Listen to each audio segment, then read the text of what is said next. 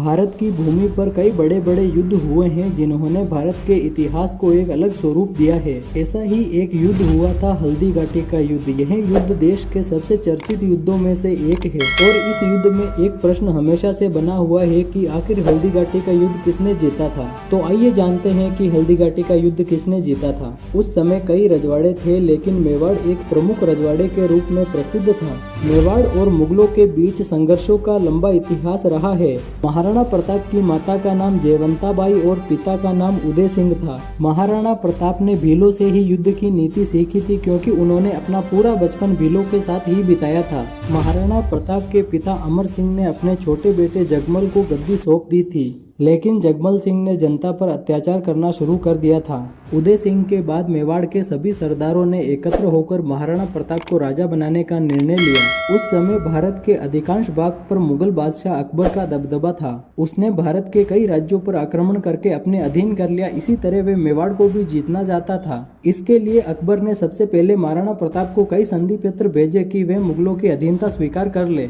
लेकिन महाराणा प्रताप ने संधि स्वीकार नहीं करी। इसके बाद अकबर ने मान सिंह के नेतृत्व में 80,000 की सेना को मेवाड़ पर आक्रमण के लिए भेज दिया, लेकिन महाराणा प्रताप को पता था कि मेवाड़ तक पहुंचने के लिए मुगलों को अरावली की पहाड़ियों को पार करना होगा। इसी समय महाराणा प्रताप को अरावली की पहाड़ियों में रहने वाले उन भीलों की याद आई जिनके साथ उन्होंने बचपन बिताया था। उन्होंने भीलों के साथ मिलकर मुगलों से युद्ध की तैयारी कर ली। तब तक मानसिंह 80,000 की सेना को लेकर हल्दी घाटी के पास पहुंच गया था। 18 जून 1576 को यह भीषण युद्ध शुरू हुआ था, जिसमें मुगलों के पास हाथी घोड़े तोप गोले बंदूकें थी, लेकिन मेवाड़ की सेना के पास आत्मविश्वास था। इसी के चलते मेवाड़ के एक सैनिक ने 10 मुगलों को खदेड़ दिया। महाराणा प्रताप और बहलोल खान के मध्य भयानक युद्ध हुआ था। इसमें प्रताप ने बहलोल खान को उसके हाथी के साथ बीच में से चीर दिया था। महाराणा प्रताप के मित्र भीलों ने अपनी तीर कला से कई मुगलों को मार गिराया था। इस युद्ध में महाराणा प्रताप और चेतक दोनों घायल हो गए थे, लेकिन चेतक ने महाराणा प्रताप की जान बचाई। इस युद्ध के बाद चित्तौड़, मेवाड़, गोगुंदा, कोम्बलगढ़ और उदयपुर पर मुगलों का अधिकार हो गया।